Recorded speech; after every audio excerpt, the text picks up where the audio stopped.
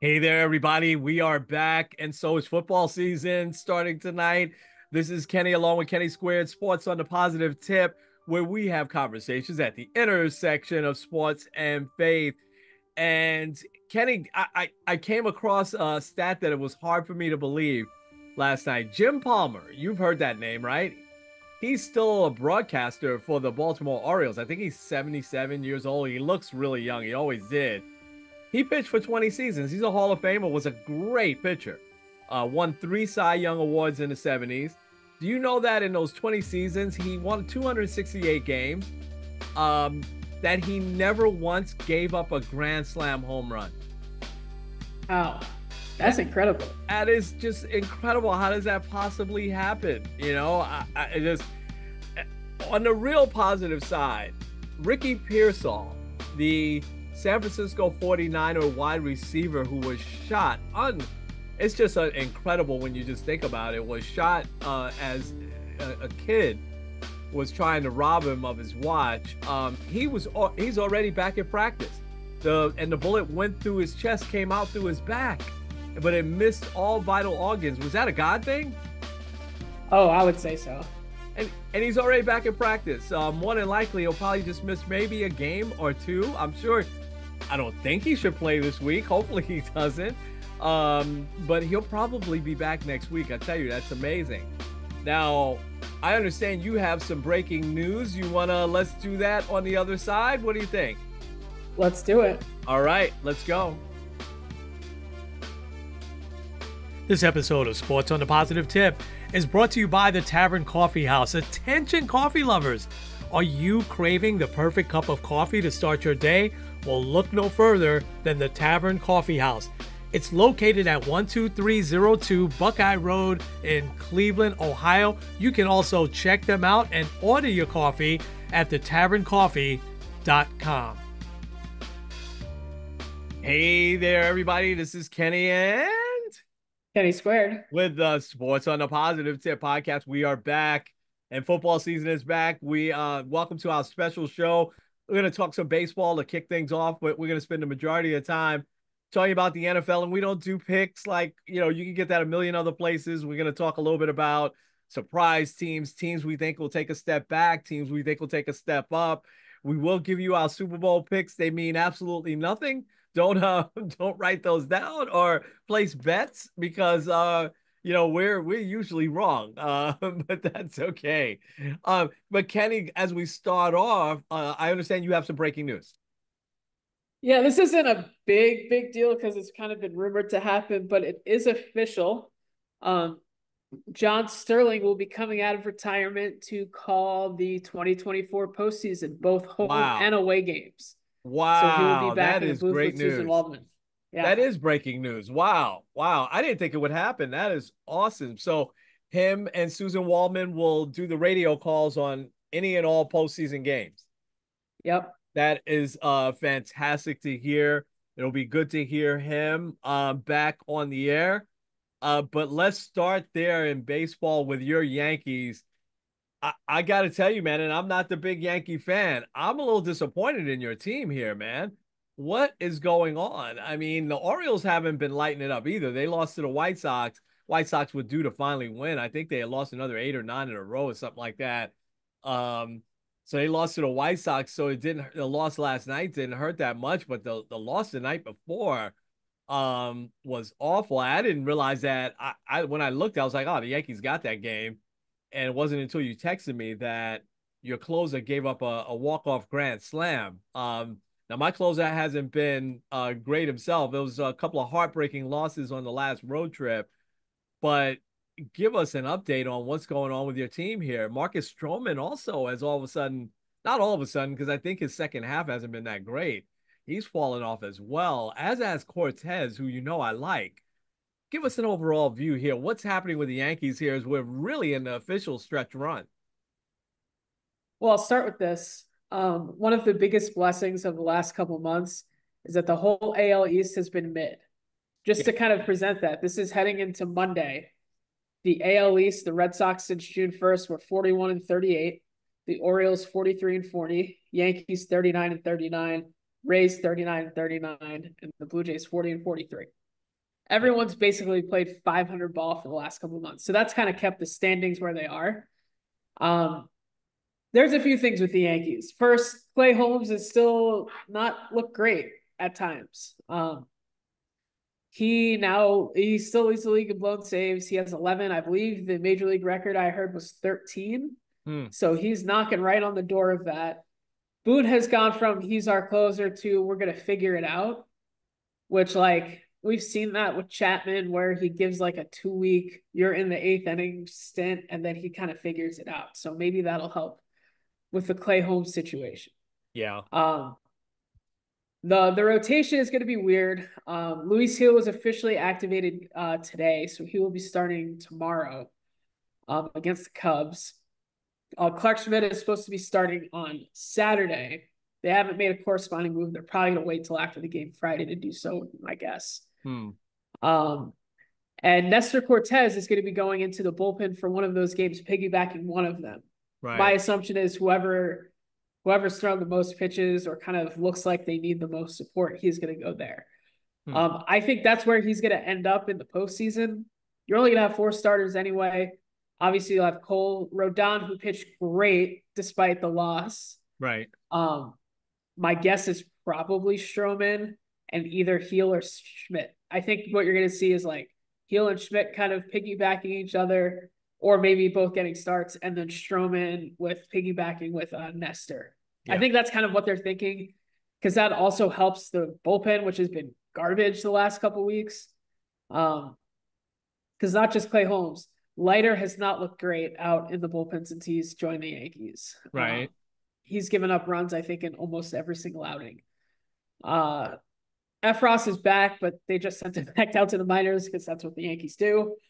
I think one of the biggest things, and I know it's a few days after this, but one of the bigger bones of contention for the Yankee fans has been the fact that Jason Dominguez hasn't been called up yet. Right. He everyone assumed he was coming up on September 1st.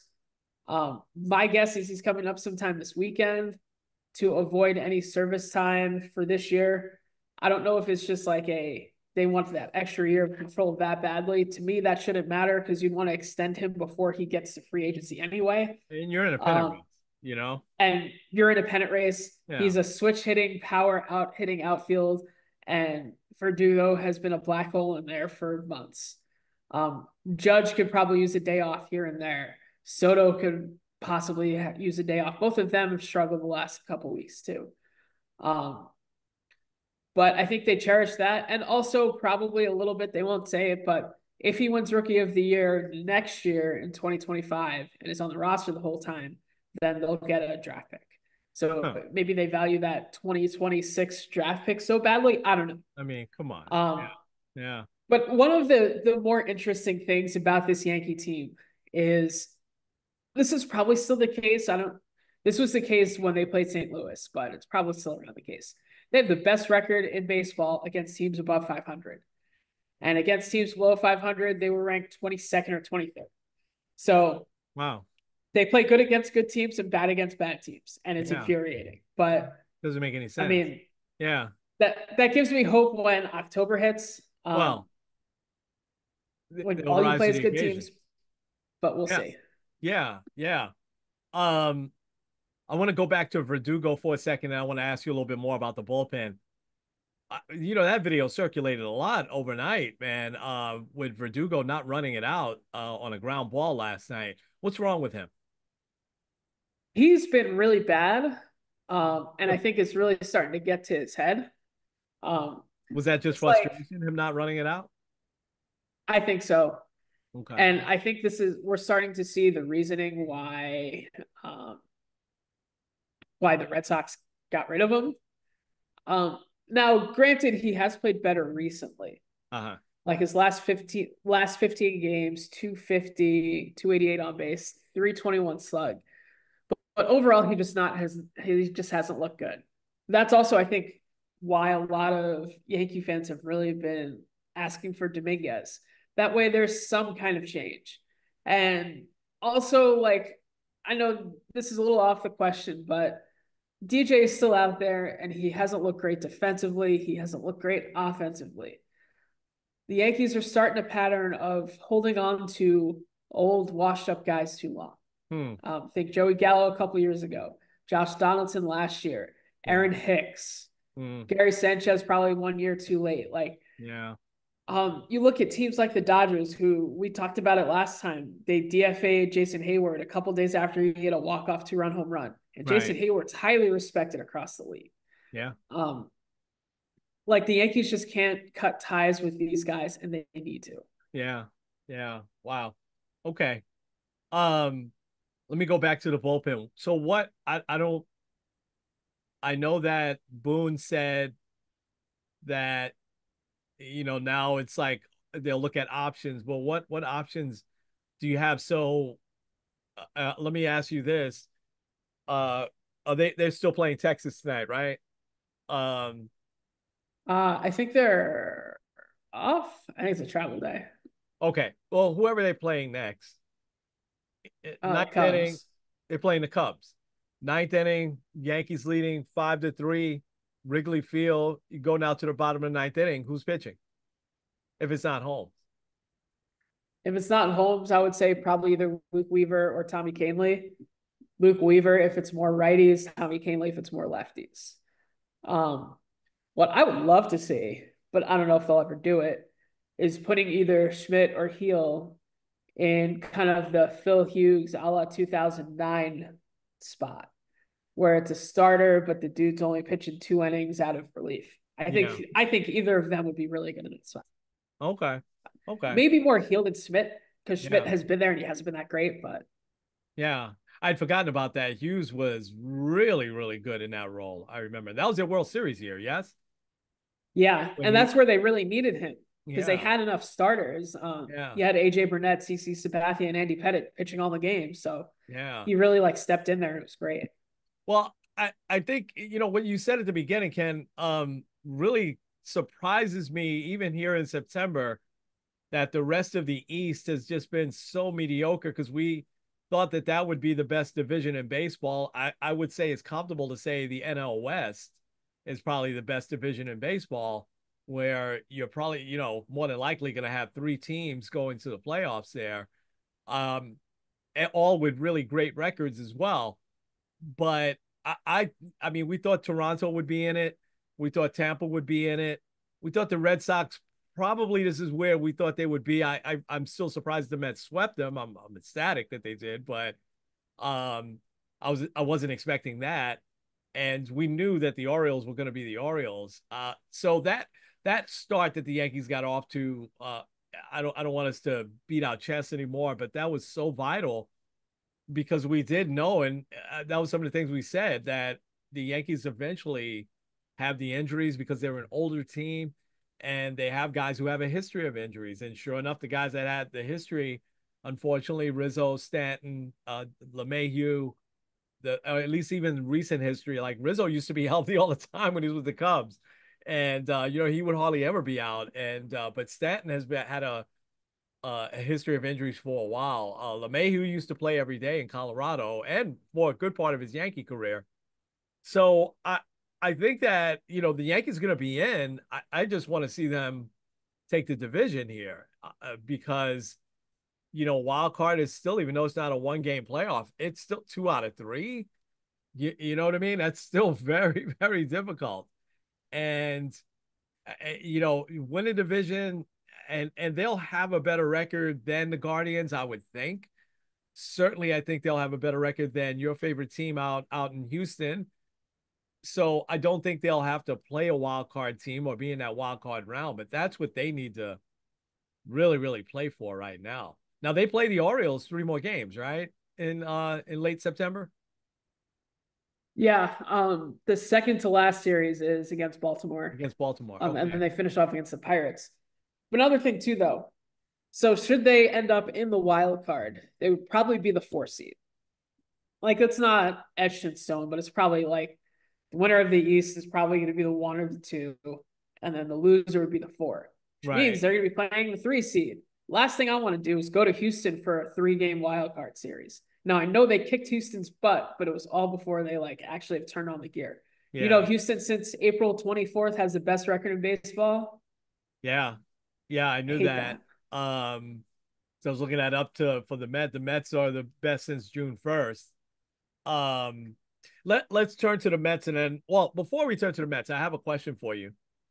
And I'm sure you've noticed it this year, and this is like last year, I've gotten to watch a lot of baseball for a number of reasons, mostly because the games are shorter, and mostly because most of the time my evenings are pretty free and flexible. And so, Kenny, I've seen more hit batters on 3-0 pitches or 3-2 pitches than I've ever seen before. And I just wonder, and I'm talking now about Whit Merrifield. I don't know if you saw what he said, and he's on like the competition committee or something like that. But he was livid. He got drilled in the helmet the other night, and he was livid about it. Not so much at the pitcher. He didn't think they were throwing at him, but he said that the whole philosophy in baseball is really changed for the worse when it comes to pitching. That you have pitchers now, everybody's got to throw 100, 99, 98, but yet they don't have the control on where it's going. There's very few guys like Garrett Cole. He throws up in the high 90s, but it seems like he always knows where his pitches are going, you know? And there's several pitchers like that too, but there are also a lot that just come up out of the minor leagues that are just firing it, and the catcher has no idea where it's going. And that, you know, when Merrifield said that, and he was livid about it, he said it's from the minor leagues or, you know, on that they're just teaching throw it as hard as you can. Don't worry about your control. And thus you have a lot of hit batters. I think this is the third most in history right now this year of hit batters, and there's still, you know, a lot more season left. And, you know, Merrifield gets drilled in the head, but his helmet protects him. He's not hurt.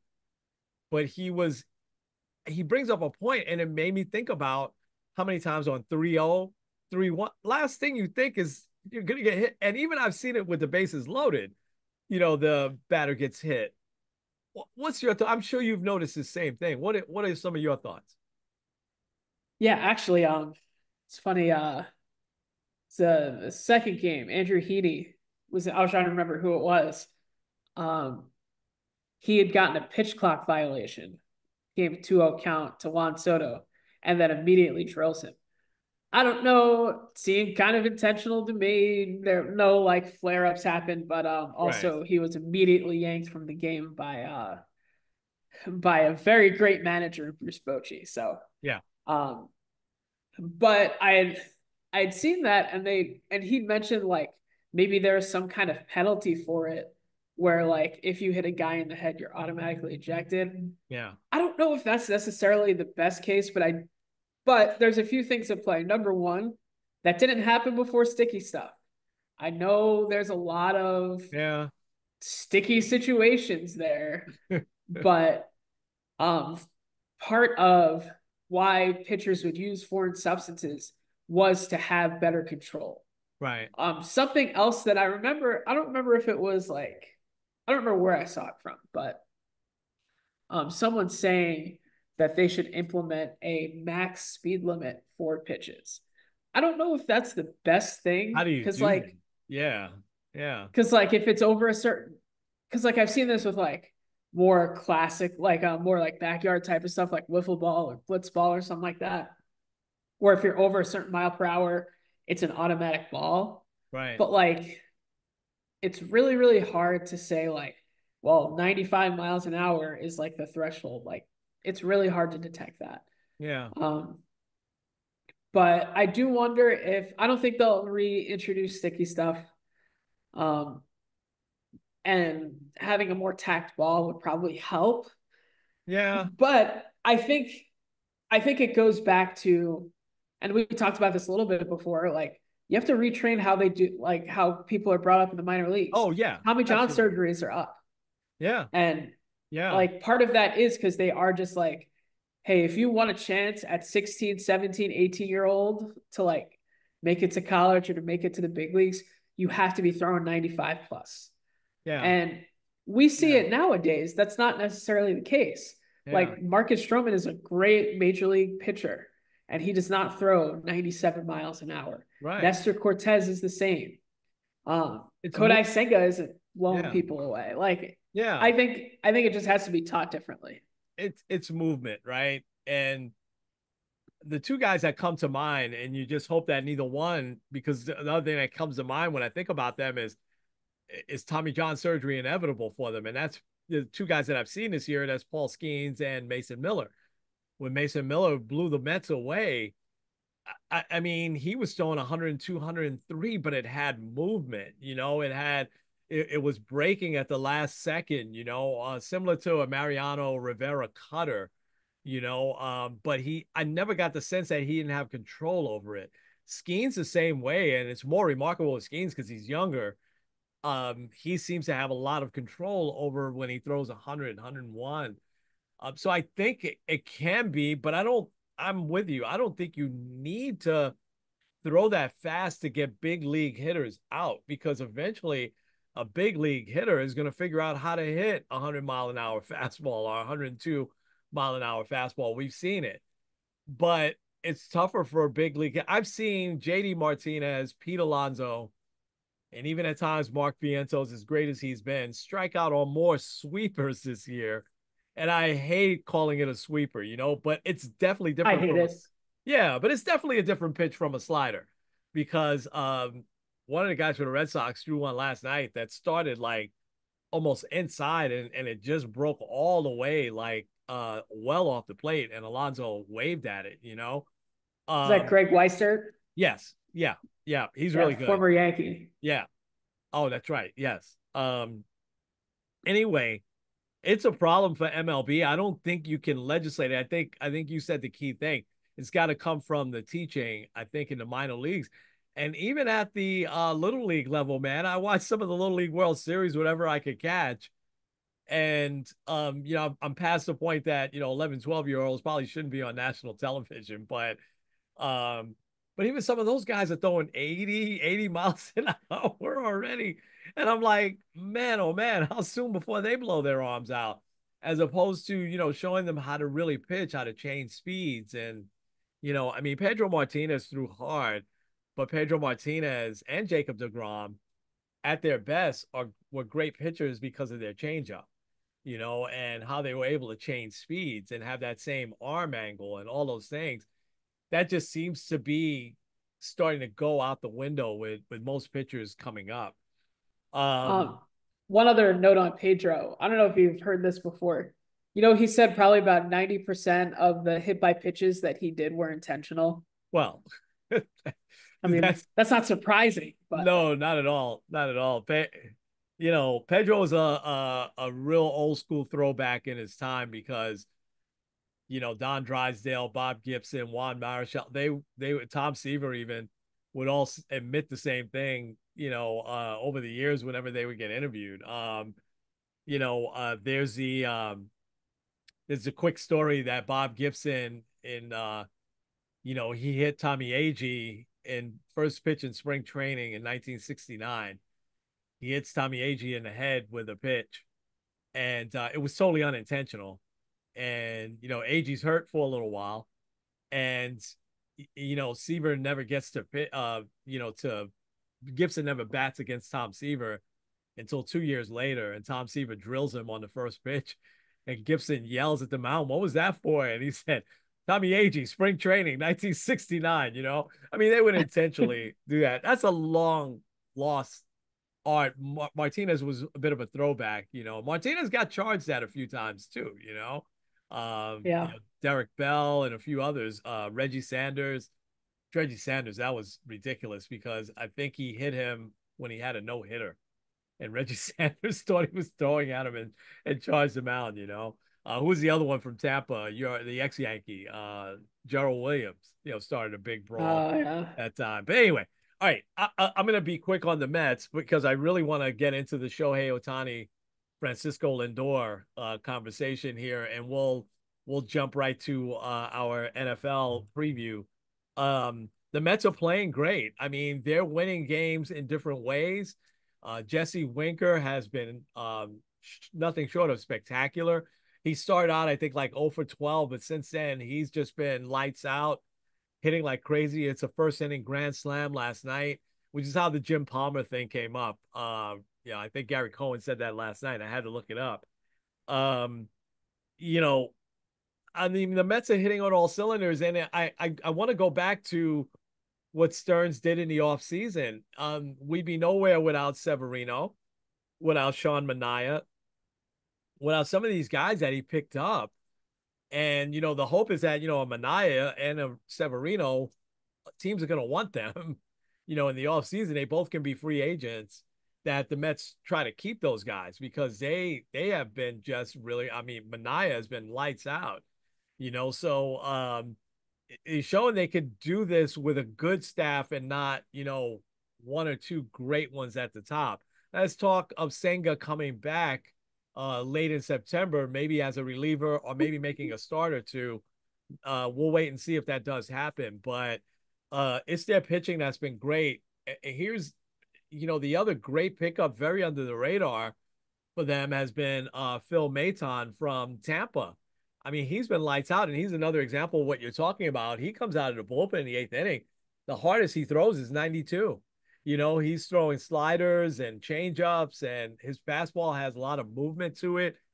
And I like having a guy like that on the team because he has all the postseason experience. So coming down, I mean, he's got ice water in his veins.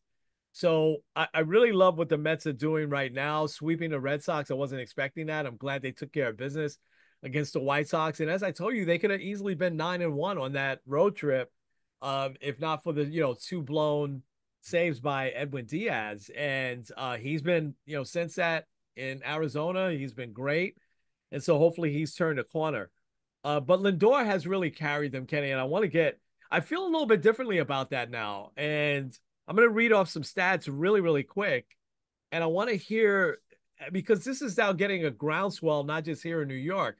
And I try to be as objective as possible. I mean, Shohei Ohtani is a generational player where I don't know that we're going to see someone like him again. But now this year, he's not pitching. This year, because of the arm injury, he's also not playing in the field. So he's 100% of a DH. And that didn't really sink into me until I was listening to pardon the interruption yesterday, and then listening a little bit more to Ron Darling last night. And it started to sway me a little bit more to thinking, why not consider Lindor? So definitely across the board, if you're looking at the hitting stats, Ohtani has Lindor beat, right? Now Lindor's having a all world year. If he didn't have that first month and a half or so starting off, I mean, who knows what these numbers would be. He's on a 14-game hitting streak right now, but he's also on a 34-game on base streak right now. He's gotten on base in 34 straight games right now. He has 98 runs scored, Lindor, which is great. So he's going to have well over 100 runs scored. He's got 157 hits, outside chance at 200, probably not going to get there. 38 doubles. He'll probably end up with 45, maybe close to 50 doubles. Right now, he has 30 homers and 84 RBIs, 26 steals, so he'll definitely do 30-30. He's got a 274 average. But remember, his average in mid-May was under 200. It was like 180 something. Now, Ohtani, I mean, it's almost identical in hits. Ohtani has 158 hits. He's got 30 doubles. This one stands out for me because Lindor has 1 triple. Shohei has 7 triples, which in this day and time, that's a lot. See, I never knew Shohei was really fast. Shohei has 44 homers, 99 RBIs, so he's going to have over 50 homers, I think, and he's going to have well over 100 RBIs. That's spectacular. And now here's the one that swayed me more towards him. He's got 46 steals right now. So he's going to have 50 steals. Who hits 50 home runs and has 50 steals? I mean, Mays, Aaron, think about any name you want, Ricky Henderson, Bonds. Nobody's done that. I mean, it's just an amazing, amazing thing. His average right now is 290, which is great. He could possibly hit 300 along with this. So here's now my question to you. Shohei has all the stats, but here's the other thing. Lindor has played every day. So for the most part, it's Shohei. I think he's only missed one game, two games. Um, but Lindor plays shortstop. Tough, tough position, and he's played it flawlessly this year. He does have 11 errors, which I didn't think he had that much. Some of them probably were a little questionable, but anyway, he's as reliable as they come when it comes to shortstop, and he makes the spectacular plays at times too. Do you now factor that in with Shohei being a full-time DH, and now you add that in to making a case for Lindor? Last quick thing is that you know Shohei does have Mookie Betts, who was missed like 40 something games, does have Freddie Freeman. Has he really just carried that team? Well, I think he did for a while when Mookie first was out. There's no question about it. Consistently, especially since middle of May, Lindor has carried the Mets. When they put him in the leadoff spot, he's absolutely carried the Mets. Alonso's having a good year, not a great year. So is JD. Good, not great. Viento's great for him, but he's pretty much carried the Mets.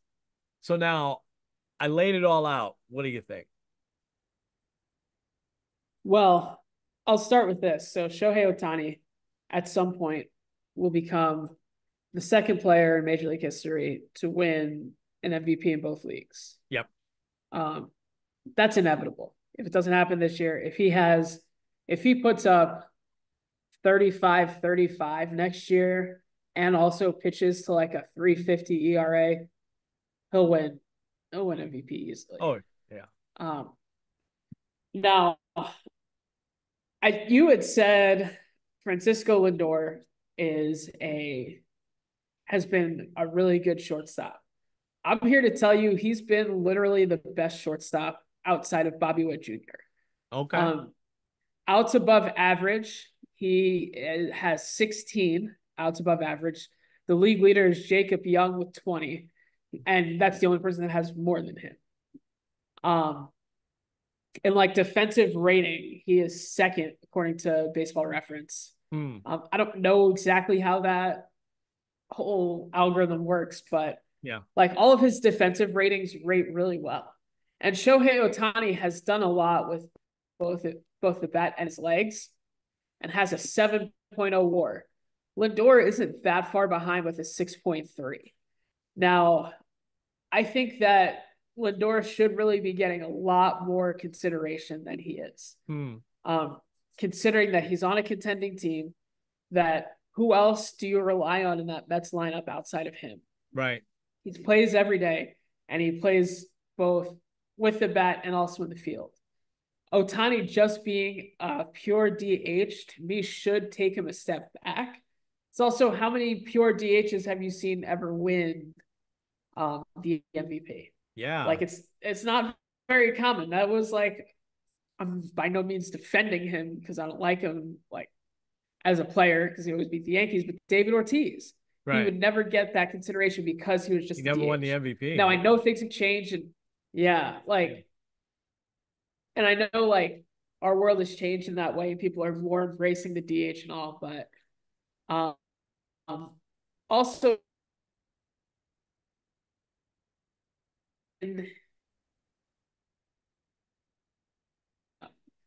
so it's this whole thing with, is Judge hitting 60 again more impressive than Shohei going 50-50?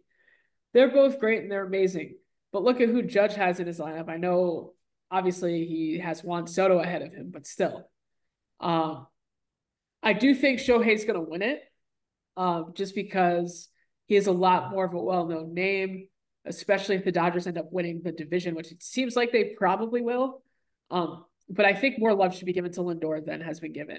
Yeah. And we said it, but I had texted you this earlier in the week. Where would both Judge and Lindor be if they didn't get off to such awful starts? Oh my imagine gosh. what those numbers would look like. Yeah, yeah. I'll say this last thing, and then we'll jump over to football. The National League does have a little bit of a history of a little bit more than the American League. I've always thought of naming a guy who just meant a lot to get their team to the postseason, and their stats were very good but not great. And so 1995, Barry Larkin, 1988, Kirk Gibson. I mean, Darryl Strawberry had a much better year. 39 homers compared to like 24. I think that year Kirk Gibson only had 79 RBIs, but he was like the heart and soul of that Dodger team, you know. And more recently, and I can't think of the year, you probably can, Jimmy Rollins didn't have like lights out stats across the board, but he was clearly the MVP and drove the Phillies, you know, that year too. So the National League has more history on that than the American League. I just, you know, the number that sways me more to Ohtani is 50-50. I just think, how could you not give him the MVP if he goes 50-50, you know? Yeah. Well, and I guess that's not only is he making MLB history with that, but I think because it'll look more impressive because he chose the or injury kind of forced him to only be a hitter. Yeah. Um, He empties the Jimmy tank. Rollins just Yeah. yeah, he's out of this world, and I'm glad that he's out because imagine if he was still in the American League putting up the numbers that he's putting up, Yeah. Oh. and imagine baseball writers picking between Ohtani, Judge, and I mean, Soto. oh That would my be fun. gosh. Yeah. Um, I do have Jimmy Rollins stats up, and Yeah. they are a lot more impressive than I thought. What year was First, it? he played all. It was 2007, which I Oh, thought so about it. You should know that because it was not a great year for you. yes, I Um, remember. Thank you. Yeah. but okay, so he batted 296, a Right. 344 on base, 531 slugging. So slugging's low, but that was always him. Right. He played 162 games, so he played every single game. Led the league in plate appearances and at bats. Right. He led the league in runs scored with 139. He had 212 hits, uh, 38 doubles, 20 triples, 30 home Wow. runs, 94 RBIs, and That's a great 41 stolen bases. that's a great year. Those stats are a lot better than I thought. Um, and I just wonder though, like there was some players that had bigger numbers than that though, home runs and RBIs that year, I bet. You know, and just like with Lindor, I mean, you could make a case for Ozuna with the Braves, who's just putting up unbelievable numbers as well. But he'll probably get a vote or two, but you know, it's now the same between Lindor and Shohei. Um, anyway, it's a good argument. It's just a 50-50 that gets me. What did you find? Go ahead. I can tell on your face. Well, I pulled up Albert Pujols. Right? I, he batted 327, 32 homers, and 103 RBIs. Right. But he also finished ninth in MVP that year. Wow. So I'm sure there were guys that put up better numbers than Rollins, although those numbers across the board, Oh, yeah. 212 hits, 139 runs scored. That's spectacular, you know, and all those doubles and triples, forget it. You know, 20 something Yeah. triples. I mean, you know, yeah, Lindor's not going to hit Uh, there. But it's an all around great year for Lindor. He's going to do 30-30. I mean, he needs 4 more stolen bases to get to 30, but he's done that before, you know. So, anyway, you're seeing somebody else? um, I'll just read off the next few guys. Yeah, go ahead. So Matt Holliday that year, he finished second in MVP, 340, 36 home runs, 137 RBIs, Yeah, and he led the league in hits with 216. And he yeah. played 158 games. And he was with the Um, Giants still? Holliday was with Colorado. Colorado, right. Okay. He was with Colorado. Remember, he went to Cleveland for a while and then back to Yeah. Colorado. So Colorado didn't win anything that year, you know, if I'm not mistaken. Oh, no, wait a second. That's the year Yeah. they went to the World Series. No? No, oh Oh, it's wait. 04, right? Yeah. Oh wait, they went to Oh, wait. the World Right, right, Series. right. Okay. Gotcha. Gotcha. Um Next one, Prince Fielder, 288, 395 on base, so just under 450 home runs and 119 RBIs, and Yeah. also played 158 games. Yeah. He finished third. Uh, fourth place finisher, 325 batting average with 30 home runs and 107 RBIs. Your boy David Wright. David Wright he had a couple of great years. Wow. Wow. Yeah. Yeah. And that kind of teeters off there, but wow. Yeah. That's a So crazy top four. there were players that had better stats than Jimmy Rollins, maybe not across the board like he had, but he was clearly the driver on that Phillies team. So the National League has that they've done. I'm sure maybe we'll do it next week. We go back to 1995 when Larkin won it, and more egregiously in '88 when Kirk Gibson won it. I'm not saying either one of those guys didn't deserve it. I think that the National League sub voters sometimes look more at what that MVP actually stands for as opposed to just, the great stats. 1974, I think it was Jeff Burroughs won the MVP with the Texas Rangers, who I thought probably finished in last place, but he just had gaudy numbers. But the American League has done that a lot over the years. Are we ready for some football, as they say? Ravens Chiefs tonight, man. I, I, you know, I'm not as excited about that as I should be because for me, Lamar Jackson has to finally at one point do it in the postseason. I mean, I shouldn't say easily, but they could very well beat the Chiefs tonight and it mean absolutely nothing. What are your thoughts, real quick, on the game tonight?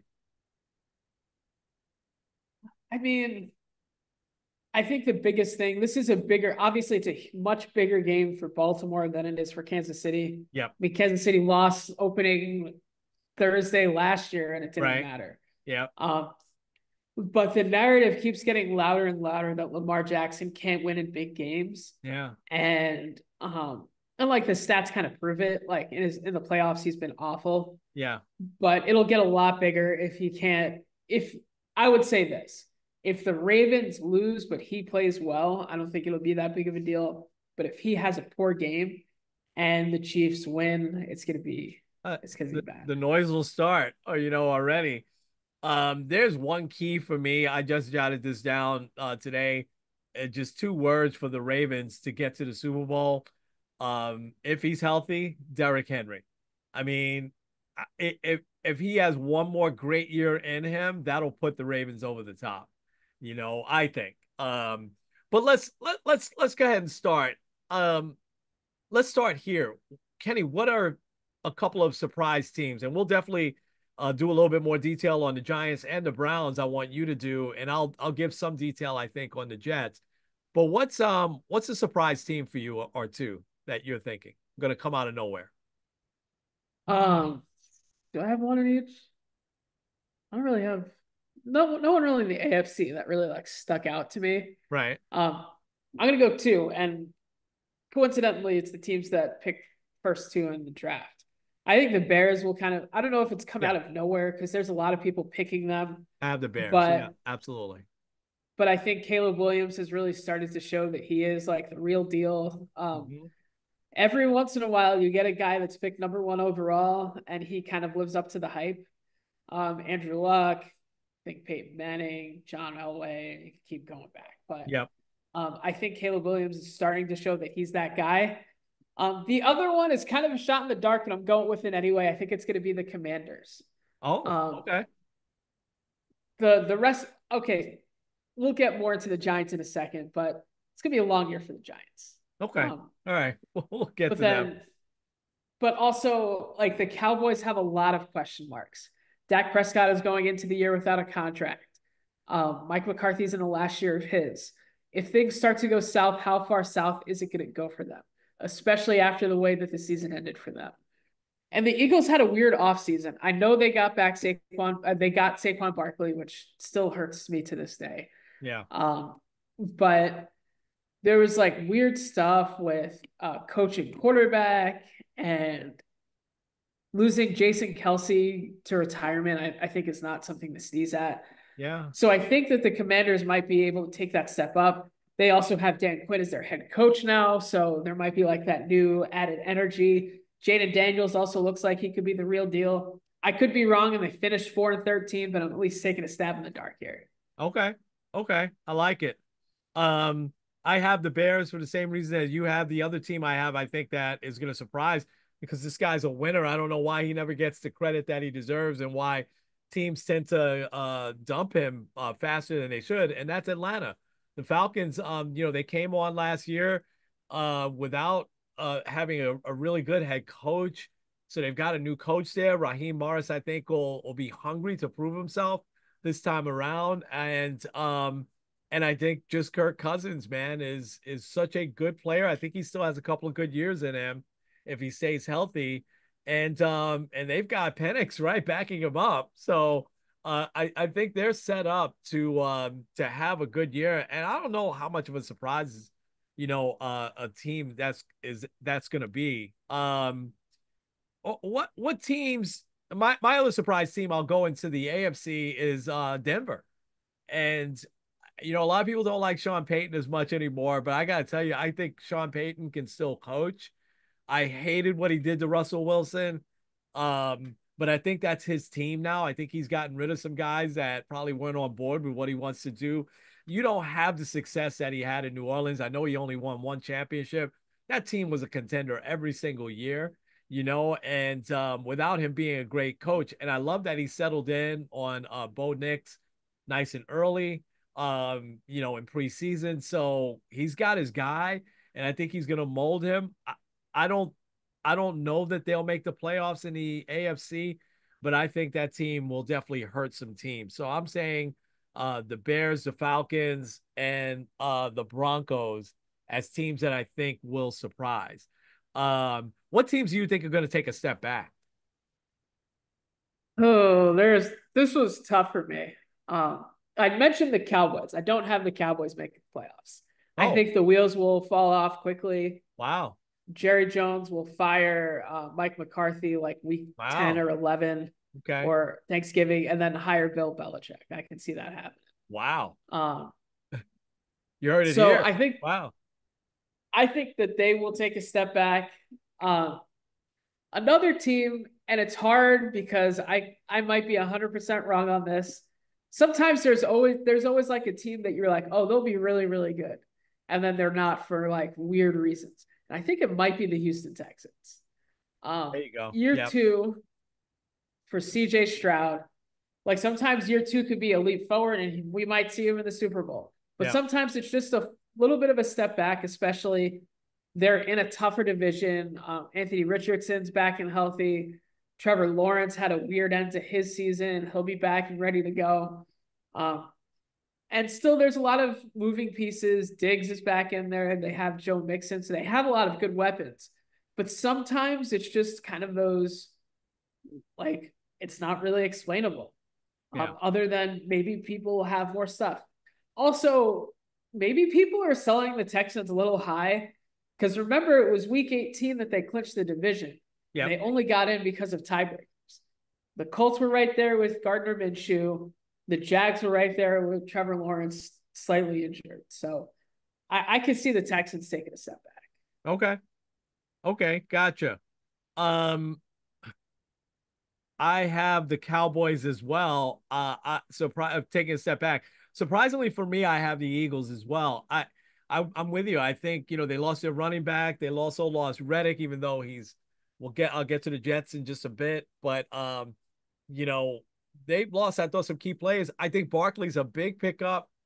How much does Barkley have left? I think we would have given anything to see him stay here with the Giants. And there was some moments last year where he was the big difference maker that we're used to seeing him. But I don't know. We'll see. I just, it's so hard to predict the running backs, and I kind of put him in the same category as Derrick Henry. He's taken a lot of big hits over the years. He's had some injuries. And I want to see him do well. And I love Jalen Hurts, as you know. I just don't know. There's something internally with the Eagles. It was so odd to me last year that there was talk of firing their coach, towards the end of the year. And it was like they had to make an announcement right after the season was oh no, we're keeping our coach. So weird. The guy that took them to the Super Bowl and they still had a good record, got in the playoffs last year, so I could see there's something there with the Eagles and that window can close fast. And I'm 100% with you with the Cowboys. I don't predict all of that. I just don't think. I mean, they didn't make hardly any moves in the offseason.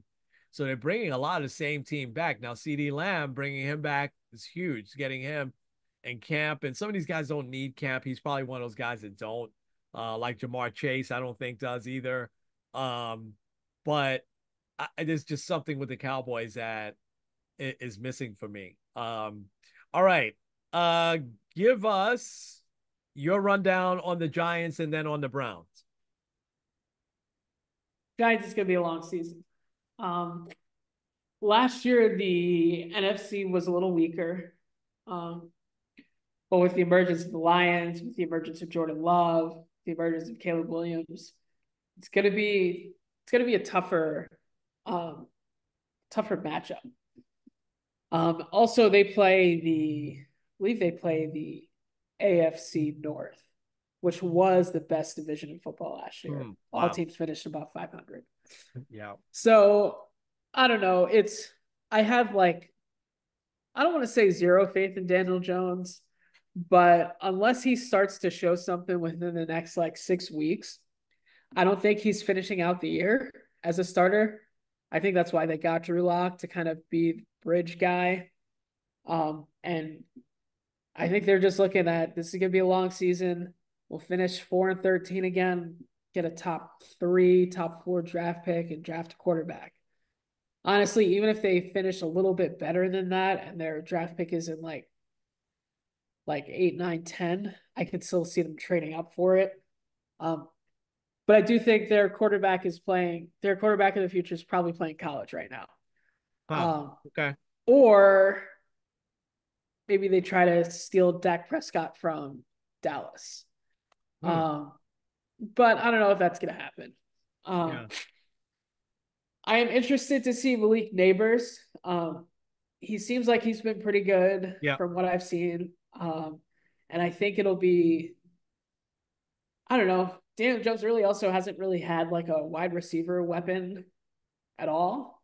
So it'll be interesting to kind of see how he plays with them. Um, but I think this will show very, very quickly that this has been like the offense was all Saquon Barkley centric. And it's just going to be hard to not see that. Yeah. Has honeymoon totally over with Brian Dable. I love the guy. I think he potentially could be a great coach. I'm not sure why he wants to take on the responsibility of calling all the offensive plays this year. I mean, why have an offensive coordinator if you're going to call all the plays? And he made it a point to announce that the other day, which I also thought was kind of odd. But um, is the honeymoon over with him? Like, is he on the clock now? Ish. I mean, the expectations I don't think are that high for them this year. Okay. Like I wouldn't think that they like most people would have them making the playoffs. Yeah. I think if they don't see a step forward next year, then you could be looking at him being gone. Yeah. Okay. All right. Um, wow. I've never heard you this pessimistic on the Giants in all the years that you've been a Giant fan, but I totally understand why. Um, all right, let's get to your hometown team there. And you also wanted to touch on the stadium and everything. Talk to us, give us a good picture of the Browns. By the way, that's must see TV, 4:30 Sunday. Browns at Dallas, but also because Mr. Tom Brady is making his broadcasting debut. But that is an unbelievably great matchup for opening Sunday. That almost should have been the opening Thursday, opening Monday night game. But give us a rundown on the Browns. The Browns are kind of in a weird spot. Um, because like they are going into I believe they did get rid of Tyler Huntley, so he's gone. But their 53 roster which initially almost had four quarterbacks on it, which Uh, like no one really does that. Nobody does that, Um, right? but I don't know if it's a testament to the injury risk of Deshaun Watson or the play of Deshaun Watson. Unlike with the Giants getting Drew Lock in there, like that's kind of we're ready to bench you. I don't know what their plan is with Jameis Winston. And I don't know. It'll be interesting because the defense still is kind of there and is really good. Nick Chubb should be back. He's on the pup list, so he'll be back at least week 5 or later. Right. Um, Amari. The only other thing I would say is watch what the relationship is with Amari Cooper. Because when Ayuk was flirting around with not staying with the 49ers, the Browns said, "Oh, we'll take him and we'll trade Amari Cooper there." I don't know. He's their best Uh, receiver, and yeah. that's not the best way to treat your best receiver. No. Um, but the Browns, it's really hard to predict them because Deshaun Watson hasn't had like a full season in like 4 or 5 years now. And it's hard to say that he will, like, I don't think you're ever going to see Deshaun Watson Houston again. I think that's kind of a lost Yeah. cause. I Yeah. think he's been like, he hasn't been in the league long enough to really get back to where he was. Right. But I don't think that the Browns need that in order to make the playoffs. Uh, yes, their division's still really tough. Healthy Joe Burrow, healthy Lamar. The Steelers seem to always be over 500. But I think they have a shot at the playoffs. They made it all the way there with Joe Flacco as their quarterback. So if Deshaun Watson can do a little bit better than Joe Flacco or Jameis Winston, then I think you can see something. Um, what will be interesting will be if it really does go down south with Watson. Do they put in Jameis to start a couple games? And because it seems like he's really beloved in the locker room. And if that's the case, like, I don't know. They're Yeah. they're kind of stuck with him still because I Yeah. believe next year it's like a $70 million cap hit, dead cap hit if they Oof. cut him. So they're not cutting. Um, Wow. but I don't know. The stadium they now have a new name, Huntington Bank Stadium, which is like a very Huntington Bank. northeast. Yeah. Yeah, We got a million of that's those branches there. Huntington oh Bank. yeah. Yeah. So people are really excited about that. There still isn't any word on whether or not they will actually like leave or not. Um, and I wonder um if this is their sign of staying, but Huh. also it might not be. So Yeah. Huntington Bank Stadium, that is now. It's so yeah. Keep an eye on that and update us because that is such an interesting situation to me. I would think that maybe put a dome on that stadium, and I know that's easier said than done. That's a lot of money, but Cleveland would be a city that people would want to host the Final Four and the Super Bowl. You know what I mean? Because you got the rock and roll, you got other things, the Rock and Roll Hall of Fame, you got other things that they can go see. And even though it would be cold, in February, I think indoors there they wouldn't mind. Like they've had Super Bowls in Detroit. Um, Minnesota. yeah, Minnesota. It is. You gave two very interesting reviews there, and where do you think? I'll ask you this last question. What do you think the Browns' record is going to be about? I would say maybe 10-7, 9-8. 10-7. Okay. Okay. Like I think they'll finish with a winning record because also their coach is really good. So They're getting into the postseason. I have them just missing, but I Wow. wouldn't be surprised if they made Okay. Okay. Interesting. Interesting. And you live in one of those places that when the Browns are playing, everything shuts down. They're really rabid Brown fans there. Let me give a minute here on the Jets. I obviously have high hopes, high expectations. I mean, they get off. I mean, you can't have a tougher opponent in week one than the 49ers and a healthy 49er team for the most part. Um, I think I'll just say this. There's there's not a weak area on this team. The offensive line is solid.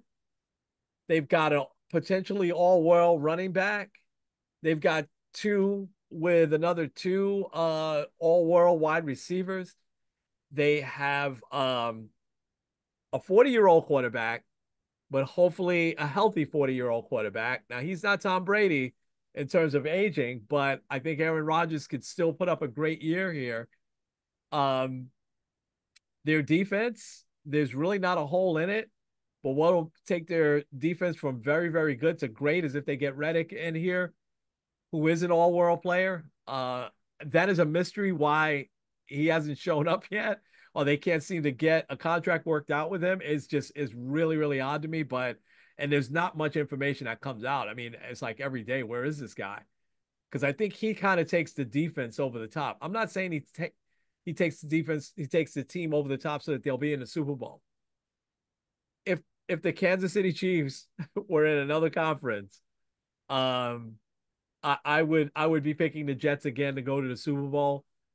It's a hard path, past them. But you also have Buffalo, and you also have a healthy Joe Burrow in Cincinnati. So it's going to be hard. But I think I could see the Jets winning 12 games, or maybe even 13. I think they're going to be formidable once they get rolling. I think that if they're not, their coach is going to be gone probably before the year is out. And the only other thing that worries me, Ken, is that you're hearing that there's still some strife within their locker room or whatever. So the Jets' worst enemy this year could be the Jets themselves, because talent wise, they match up with pretty much any team in the league when healthy. No key injuries, hopefully. And I could see them really making a nice run here. But the stars have to really align right, for them. But like I said, when you think about the key positions, running back, check. Wide receiver, check. Tight end, check. Quarterback, yes, 40, but check. Stay healthy, he'll deliver. And defense, double check, but triple check if they get Reddick in there. Um, so overall now, who are your picks to go to the Super Bowl? Well, I took some time and was kind of breaking it down here. For me, I'll start with the winner. Until they prove otherwise, you got to go with the Chiefs. Yeah. Um, it's really hard to go against Patrick Mahomes right now, and he could be the first ever three-peat. Um, I feel like someone had said this. Maybe I heard it on the internet somewhere that like Mahomes is more like Jordan, while Brady's more like LeBron, and Huh. like Jordan really won in like short bursts Right. and was like the top guy, whereas Brady won kind of more spread out over his career and has Yeah. like all of the stats and accolades. So um, he's looking very more like Jordan as we continue to move on in his career. So I got him winning again. Um, and then I also have the Lions. Yeah. I I like that they've kind of been gradual in taking those big steps. Jared Goff has been on the biggest stage before. Um, Dan Campbell and the rest of that team just like really loves to like play together. They have a great offense. They have a great defense. There really isn't any weaknesses there. So Yeah. Detroit, Okay. they would be The excited. week one line matchup last year. So I I've struggled with both of these. I'll just go ahead and finally make a pick here. I do have in capital letters in my notes here, Derrick Henry. I'm gonna stick by that. I think if he is even three-quarters of himself, that makes such a big difference. And when you have a big running back like that, and it's too bad the Titans window closed really fast, and we didn't really see him in the Super Bowl. But I think that you have a running back like him, um, it changes the way that they will defend against Lamar Jackson. And Lamar Jackson, there's nobody that's as good or as unique as Patrick Mahomes. Jackson comes the closest, I think. Um, their defense, they lost one or two guys, but their defense is still great. So I just think that I'm gonna go Ravens. Now, I just also wonder how many times can you knock on the door and not win at all, which is because I have here 49ers on Lions. And I just think that, man, the 49ers, if they're all healthy, and I mean, what's to prevent them from getting back to the Super Bowl? You know what I mean? Um, except the Lions. The Lions are very, very good with, I think, up and coming great coach. I want to say that he's very, very good now. And I think that the Lions get to the championship game again. We've got to put him in the category of great. I always thought he'd be a good coach when he first took over. I mean, I remember Dan Campbell, you don't, as a tight end with the Giants, but he was mostly a backup tight end. So right now I'm saying Ravens 49ers. That's a little chalky, because I think most people are expecting the 49ers to get back there, but they've knocked on the door, and they just, they haven't won the big one yet, So this group, they're just way too talented not to almost, um, so my heart is saying Lions, but my head is saying 49ers. I mean, there's not much not to like about the Detroit Lions and their story. All right, real quick, what are you watching this weekend? I know you're watching tonight. Tomorrow night, you're probably like me and not watching because I don't have Peacock. So you got the Eagles and the Packers tomorrow night in Brazil, which is really, really odd because Brazil's a very dangerous place right now. The players were told don't leave the hotel to just go there. And they're like, why did we come here? There, we could have played this game anywhere. They're not doing like any publicity and stuff like that because there's so much strife there.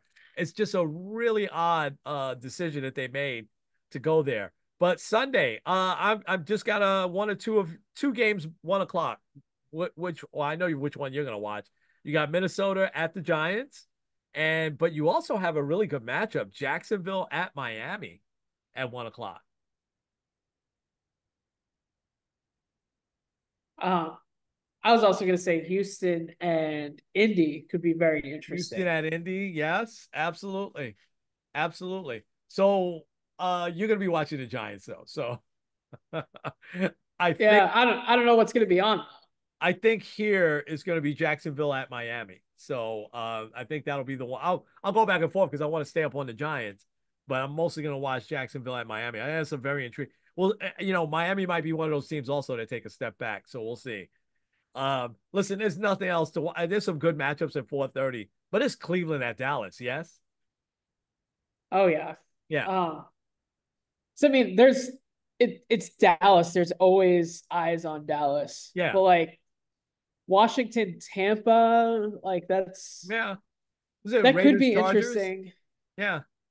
Raiders Chargers Uh, as well, right? Might be interesting. See Jim yeah. Harbaugh's first game. Um, I'm sorry. I'm so intrigued to see how Tom Brady does. Now, did you know this that ESPN that not ESPN, the NFL has told Fox that Brady can't do and when he does right now while he's under review, and if he does get approved to be part owner of the Raiders, that he can't do the same things that other analysts do, such as going in the locker room, having conversations, deeply looking at scouting reports, which is going to hinder him a little bit. And so there's a couple of people that are predicting this will be his only year as a broadcaster, even though he signed that 10-year contract. So we'll see. I think he's going to be very good. I think he's going to come out. He's just a smart dude, and I think he's going to add a lot of insight. I think it's going to be fascinating to listen to him. I feel bad for Greg Olson, but Sunday night, Rams at the Lions. What are you thinking? Um, it's a big matchup for the both of them. Yeah, Rams in the first game without oh gosh, Aaron Donald yeah, in a yeah, long time. That's gonna be big. yeah. But also Lions. There's a lot of expectations this year for Detroit. So Oh my gosh, yeah, that's going to be a good one. And then of course Monday night Jets at 49ers. What do you think of Jets at 49ers? I don't know how to predict that. Just can we please not end it with can Aaron Rodgers at least play a quarter? I'm not Yeah, even just saying a series, just a quarter. yeah, yeah. All right. All right. There you have it, folks. Now, um, shift gears. We're short on time for me to go into the Connor Stallions thing. So we're gonna hold off on that till next week. Because college football, I want us to weave that in a little bit more. Because this college football season is going to be fascinating. Especially based on the way it started, and having all of the teams, 12 teams, in there. But I'll say this real quick: I learned so much that I didn't know beforehand, and I have a little bit of a different feeling on Connor Stallions. Not so much on Jim Harbaugh, who really wasn't the focal point of this documentary. So the documentary I'm talking about is the Untold series that comes on ESPN, and it's the Untold series. It's called Sign Stealer, and it's about Connor Stallions. And I have to tell you, I don't know how they did it. They got so much footage inside with Stallions. It's amazing. He like gave them And I think he was totally honest except for one thing, and I'll talk more about that next week. But I'll tease it this way, and I hope you watch it so we can discuss it together. Did you know this? That it is not illegal to steal signs in college football. Um, Now this to me Should have is told that to the silly. Astros. Well, it's not illegal to steal signs, but what's silly is that they don't have they're just now looking into, because you don't see this in the NFL. Do you know why? Because the helmet, you Uh, the play calls are through, the quarterback's helmet and the defensive captain's helmet. So you don't need that in the NFL, sign stealing. So I don't know why college football has never gone to that. They're supposedly going to go to that next year. Found that out in the documentary. You know what is illegal though, or against the rules in college football, is if any of your scouts or coaching staff is trying to steal signs or decipher signs from a team that you are gonna play, but you're not currently playing. So if I'm Michigan and I'm playing Ohio State, during the game, I could try to decipher and steal their signs. And Connor Stallions was by far the best at this. I think you'll be fascinated if you watch it, and if you don't, I'll break it down. So that's perfectly legal, right? That's why if you look on a college sideline, you see four different guys giving signs because only one uh, is giving the real sign, and they have to try to figure out who the one is. Stallions was a genius at doing that. But if Ohio State is playing Wisconsin and I'm a coach for Michigan and I go to that game and I try to steal the signs from that game, that's against the rules. So I think you'll be fascinated if you watch this. If not, we'll break it down next week because I want to devote some time to it. Um, all right. Are you ready for inspiration? yep. All right, I got a quick one. It's not like a usual one that honors and glorifies God, but I thought you'd find this really interesting. No hitters, that didn't seem like a big deal last night. The Cubs pitched a no hitter last night, but it was another combined one, three pitchers. um, but I think still a no hitter is just a really big deal. And by the way, the most no hitters in a season has been how many? Do you know? Like 10 or Not quite 9 or 10. something like that. 9. Yeah, you got it. 9. And that's been done in a few seasons. That's been done in 2021, in 1991, and 2012 and 2015. All those years had 9 no hitters. We probably won't get there this year. I think this was the fourth no hitter for this year. A pitcher that was a little bit before your time named Dave Steve. He was a very good pitcher through the 80s for Toronto and through a good part of the 90s. Never won a Cy Young, but came close a few times. On September 2nd, 1990, he no hit the Indians 3-0. Now, aside from the fact that it's a great accomplishment having a no hitter, this made it even more of an accomplishment for Dave Steve. Did you know that Dave Steve lost three, not one, not two, but three no hitters before that, all within 2 seasons, the previous 2 seasons, so 88 and 89, all those no hitters with 2 outs in the ninth inning. He lost Wow. one, two, three no hitters. And then finally, on September 2nd, 1990, he no hits the Indians at the time, the Cleveland team, 3-0.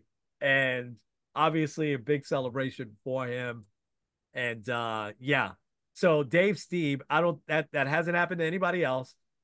Lost three no hitters in over the course of 2 seasons, all with 2 outs in the ninth inning. Amazing, amazing. And then he finally gets one. That's my inspiration Wow. today. Yeah, just keep going at it. Yeah, Um, Mine is pretty short.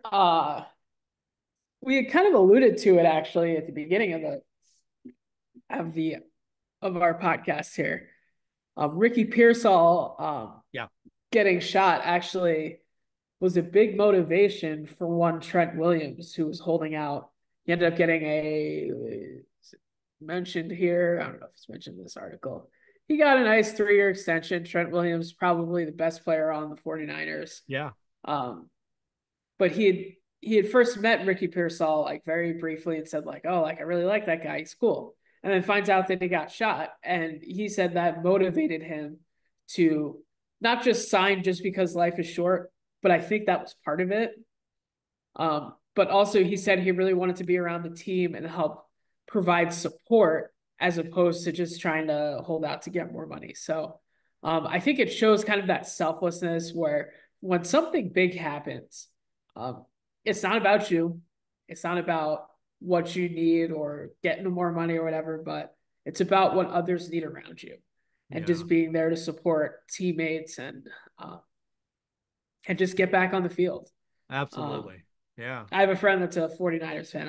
I hope them well for that. Giants aren't going to face them this year, so no. I'm not worried about it. Yeah. Yeah. Yeah. Yeah. All right. I love that. Yeah, absolutely. And I thought I read that. I didn't realize that was one of the reasons. Because I thought I read that Trent Williams sign. That's a big players holding out. He was one of them. All right, bud. Lots to do. Lots to watch tonight. Lots to talk about next week. You ready to take us home? Yeah, this is Kenny Squared N. Kenny. With Sports on the Positive Tip. We'll see you guys next time.